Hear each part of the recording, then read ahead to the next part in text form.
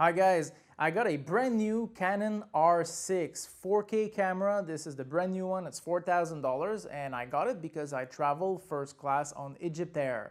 All right, so I'm gonna make a lot of videos with this camera. So far I'm in Cancun at Hard Rock right now and I'm filming a lot with it. The quality is extreme. And what does it have to do with me flying on business class with Egyptair? Should you see that as a clickbait? Maybe. But let's talk about it, and at the end of the video, I think it's gonna make sense. So I traveled from Amman, Jordan to Cairo, Egypt to JFK in the United States. I'm gonna talk to you about that trip and how it felt like, what it looked like, should you travel with Egyptair, and what are the benefits of doing this and how I got this camera doing it. All right, first of all, let's talk about that. So I'm in Amman, I need to travel to JFK. I start looking for plane tickets. United Airlines, $6,500 for the flight from Amman to Frankfurt, Frankfurt to New York. With Egyptair, $2,500, $4,000 cheaper. Now we're talking business class still. Yes, I understand that with United, it would have been on Polaris, which makes the seat a little more cushy. It's still the same plane, however. It was a Boeing 777. I thought I was going to get the Streamline, the 787, but finally it was the 77. Would have been the exact same thing with United because it's the old continental route. The idea is that a flat seat is a flat seat, okay? What are the difference between the two airlines for $4,000? Well, first I had a 13-hour layover in Cairo, and honestly, when I'm going to talk to you about the trip and I'm going to show you all the pictures and the videos, yeah, okay, this one I handled poorly. I will do better next time.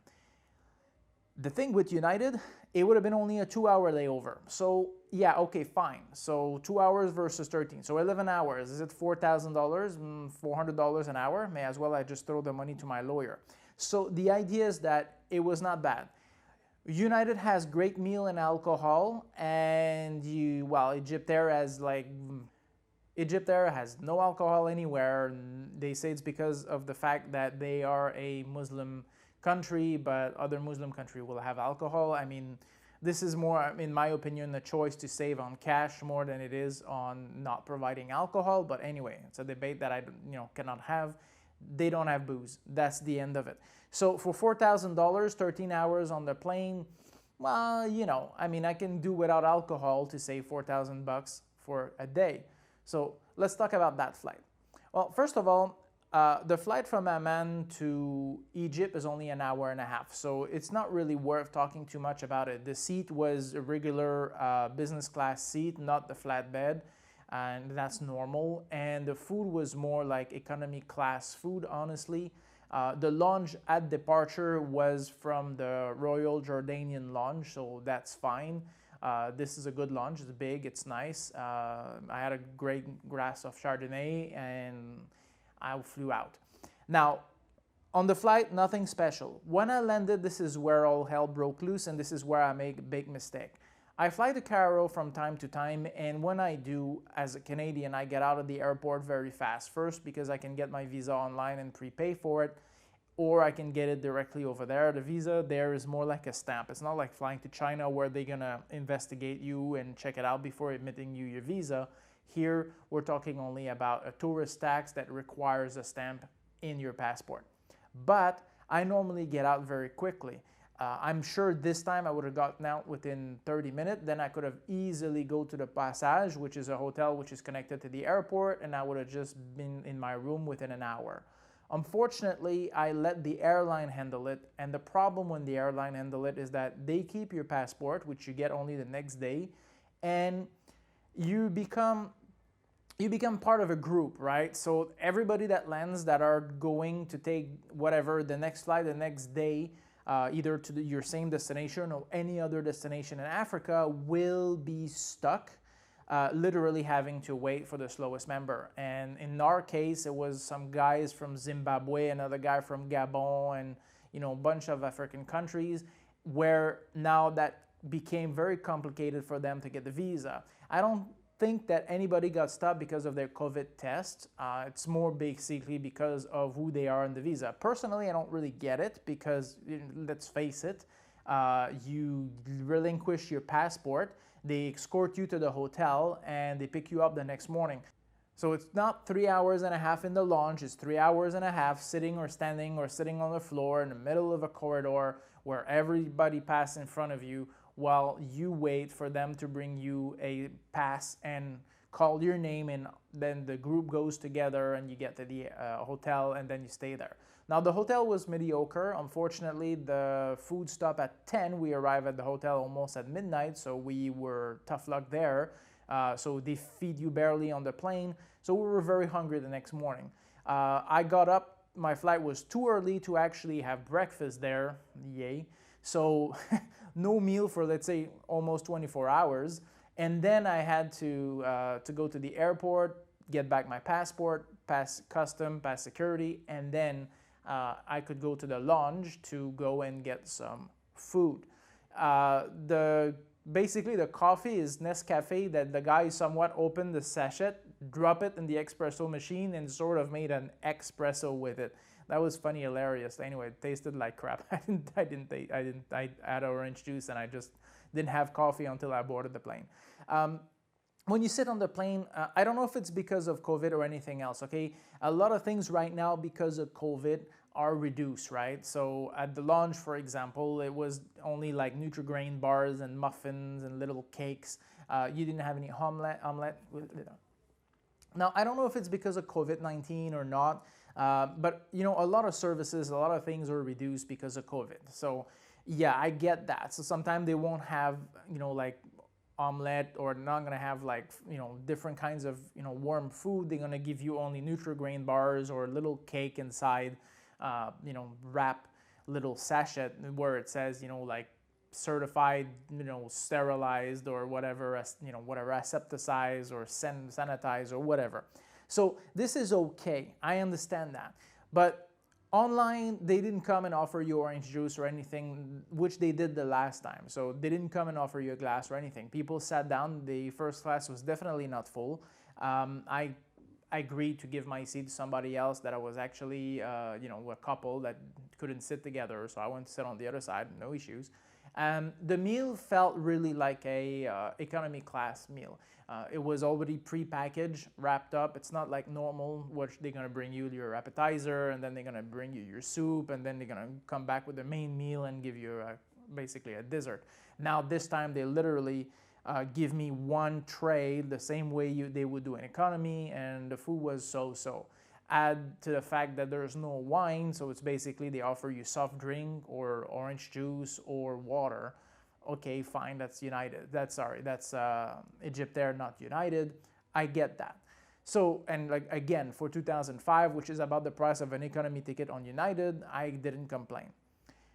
Landing in JFK, well, I was rested, right? We're talking flat seat. This is the reason why I'm traveling in business class. Don't care exactly if it's Aeroflot from Russia or whatever. Give me a flat seat, call it business class, and I'll be happy. I landed in JFK, and the thing is, before landing, they gave us all these forms, and I know they droll you like, whoops, actually, no. Now, boarding the plane, no issues whatsoever, no questions. They check your temperature, you sit down. That's not an issue. The seats is a flat seat, no problem there. This time, for whatever reason, I'm glad they didn't do their 30-40 minute of mosque, whatever, prayers or whatever. It was straight up the announcement for departure and the safety video, and then we took off. They didn't offer you any kind of refreshment or anything, no juice, whatever, before takeoff, nothing.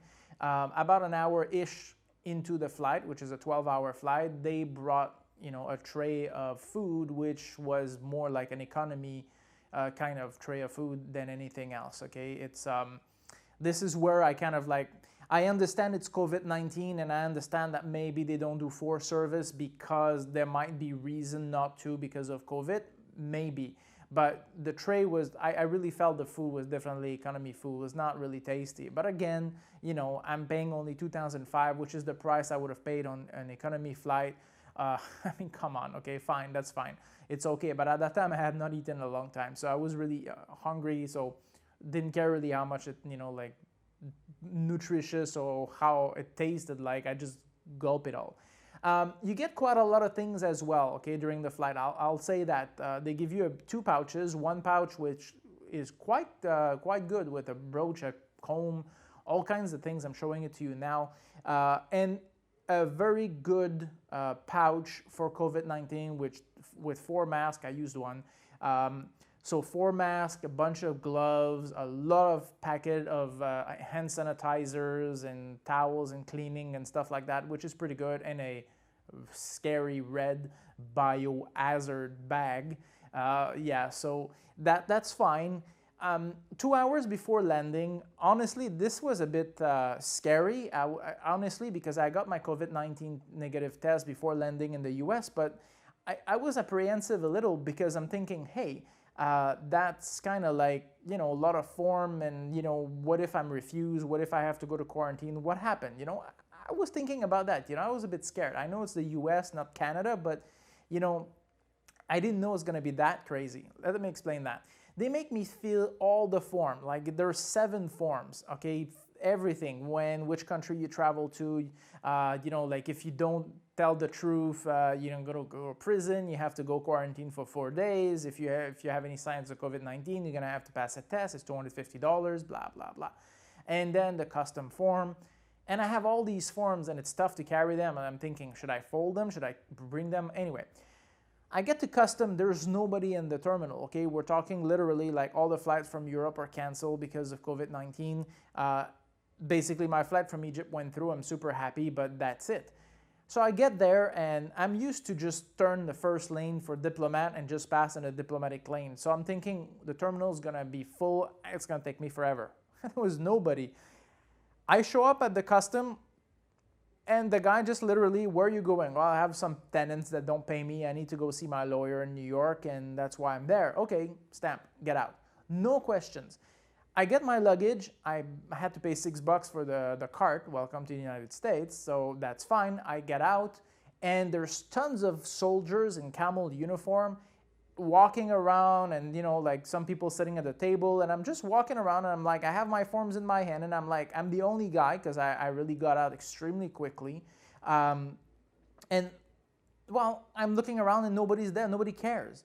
I keep walking. I get out. I get to the taxi, in the taxi lane, and I told the guy I'm going to Queens. Okay, fine. And I take I have my papers stupidly in my hand, and I'm wondering what I'm doing with them. I fold them.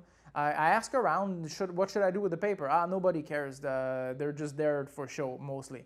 I take my paperwork, I put them in my carry-on, and that's it. Half hour later, I was in my apartment in Queens. I mean, they never cared. They never checked. I did a COVID negative test that, yes, to fly to Egypt was required, but after that, nobody actually checked it out. So I did my 4-day quarantine, and then I got out in the snow. So, and I'm gonna talk about that video next. All right, guys, so anyways, if you like that review for Egyptair, if you wanna fly Egyptair, it's fine, it's an okay airline. It's not the best, they're a 2-star, it's like Royal Jordanian, definitely not that great of an airline, okay? It's not United, it's definitely not Qatar or any other airline in the Middle East, okay? It's probably the worst airline they have, but at $2,005, I mean, seriously, for a business class ticket both ways, damn. It's less than $100 an hour. Go for it. All right, guys, take care. See you in the next video, and don't forget to subscribe.